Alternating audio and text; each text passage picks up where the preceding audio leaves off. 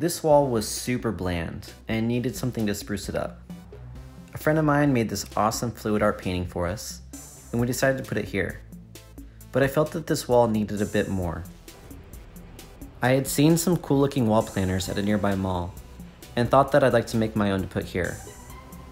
So, here's how I did it.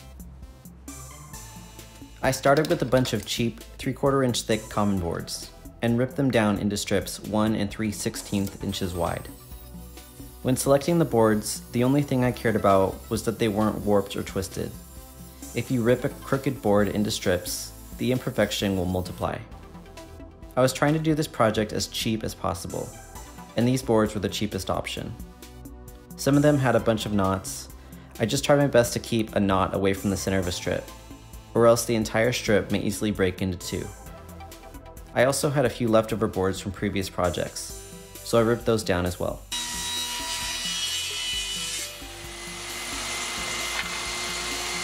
After cutting all the strips, I selected the best 6-foot long strips to be the main runners. All the others would be cut down to smaller pieces. The boards I purchased were 6 feet long. I could theoretically cut the strips into 3 sections, 24 inches long, but that doesn't account for the width of the blade. So to make it easy, I cut all these pieces to 23 inches long.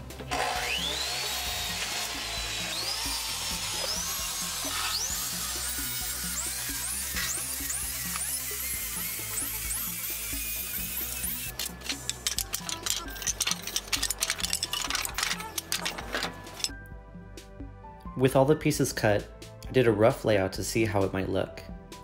I was still waiting for a larger planner to be delivered, so this is just a test. I'd say we're off to a good start. Next, I sanded all the pieces with an orbital sander. If there were any loose knots, this is the time I either popped them out or used wood glue to lock them in. All the wood was prepped and ready, so I could start staining. I did a few strips at a time, let the stain sink in, then went back and wiped it off with a paper towel. I stained the entire strip, all 4 sides and the ends. I wore gloves so I didn't get stain all over my hands. Once the stain was cured, I could start the assembly. I laid it out face down so I could hide all the nails in the backside. It took a while to space out the boards evenly, but it was well worth the time, so it was as clean looking as possible. If it was visibly out of square or unbalanced, you'd be able to tell when it's hung up on the wall. When connecting the boards, I put a dollop of wood glue and 2 brad nails at each intersection.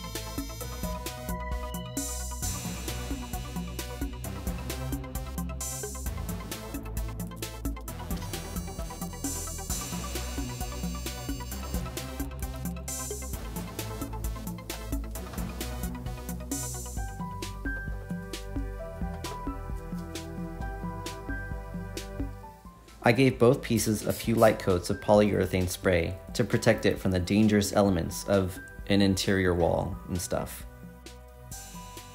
Next, I worked on attaching the mounting hardware. First, I used shims to level the piece.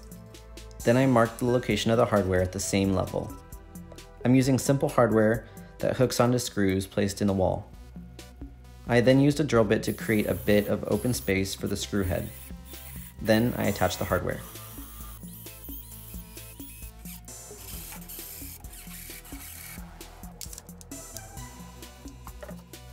Bree is a big fan of succulents, so she took the time to fill the planters with dirt and arrange the succulents. These planters already came sealed, so there was no need to seal the inside edges to prevent leaks. We laid them out on the pieces to figure out how to arrange them. Would you like to lay these out? Do you want them symmetrical? Do you kind of like them like this? my first thought was, let's not make them symmetrical. But then my other thought being, there's different colors going on in them, and I wonder that if you do symmetrical, it will actually help balance it instead of it feeling like it was hodgepodge. But I don't know. What do you think? I think that it should not be symmetrical. Okay. What do you want? It's not that simple. What do you want? That looks nice. Okay. I mounted the planners and leaned them up on the wall to get a good look at them. Pretty snazzy. They look great, bud. Yeah? I like it. I think it looks really cool. Okay, time to mount them on the wall. Once we figured out how high to hang them, the rest was easy. Since the mounting hardware was level, the screws in the wall had to be level as well. I popped 2 screws in, mounted the wooden piece, then put the planners back on. I followed the same steps on the other side, making sure that the second piece was at the same level as the first one. And just like that, this wall looks so much better. This was a simple and cheap project, and I'm really stoked with how it turned out. These wall planners really complement the fluid art piece. Here's a glimpse at how it was made. I'll leave a link to her page in the description if you want to see more of her work. If you have any questions about this project, feel free to ask in the comments, and I'll do my best to answer as many as I can. Okay, that's it for now. See ya.